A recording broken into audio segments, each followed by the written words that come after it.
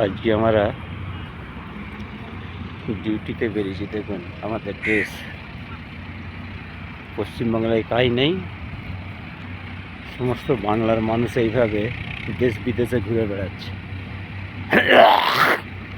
এমন সরকার যে বাংলায় মানুষের রুজি রুটি শেষ হয়ে গেছে।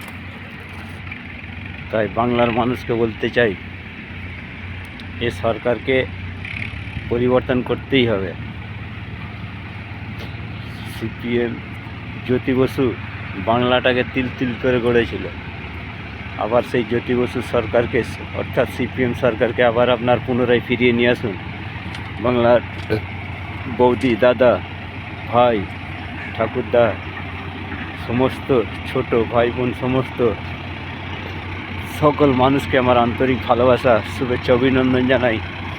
2026-এ আপনারা আবার পরিবর্তন করুন, বাংলাকে আবার লালে লাল করুন। দেখুন আমরা অসংগঠিত শ্রমিকের কাজ করি, এই কারণে আপনাদের বলতে কি আবার বাংলাকে লালে লাল করে দিন। 2026-এ আবার বাংলায় সিপিএমকে ফিরিয়ে নিয়ে আসুন।